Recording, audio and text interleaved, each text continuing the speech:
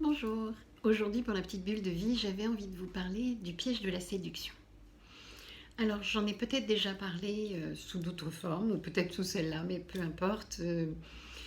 Le piège de la séduction, il est à la fois pour la personne qui séduit et pour la personne qui est séduite. C'est-à-dire que, en fait, la personne qui séduit va essayer de correspondre à ce qu'elle imagine que l'autre attend d'elle, pour essayer de lui plaire, pour correspondre à ses critères, à ses envies, essayer de, voilà, de sonder un petit peu ce qui est important pour elle, et donc va se décentrer d'elle-même pour essayer d'être dans cette correspondance.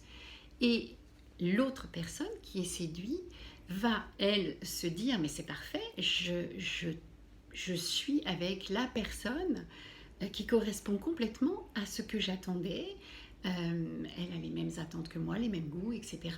Et donc, euh, tout ça va se baser sur un mensonge, entre guillemets un mensonge. C'est-à-dire qu'une personne essaye de correspondre à ce qu'elle imagine que l'autre attend d'elle, et l'autre personne se retrouve séduite parce qu'elle a l'illusion d'être avec la personne qui correspond parfaitement à ce qu'elle attend. Et tout ça va partir sur un espèce de malentendu, et au fil du temps, ça va amener des déceptions de part et d'autre. C'est-à-dire que la personne qui essaye de correspondre n'a pas le sentiment d'être aimée pour elle-même, mais d'être aimée pour l'image qu'elle donne ou pour ce qu'elle veut bien montrer d'elle-même.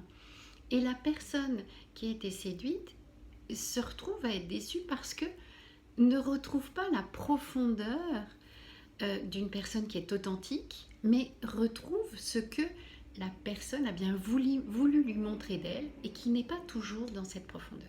Donc en fait, c'est piégeux pour les deux. C'est-à-dire chacun va être coincé après là-dedans.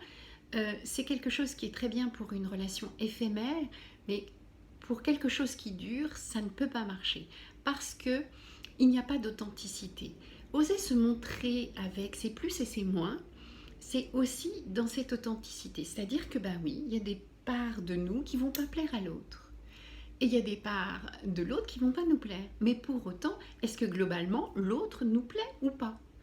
Et c'est plus dans cette authenticité qu'il y a une possibilité de durabilité dans une relation que s'il y a trop de séduction, on est coincé dans un piège et de part et d'autre, ça va créer des schistes.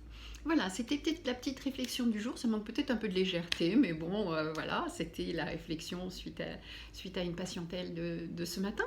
Donc, ben, je vous invite à me retrouver sur YouTube, Instagram et Facebook. Bye bye!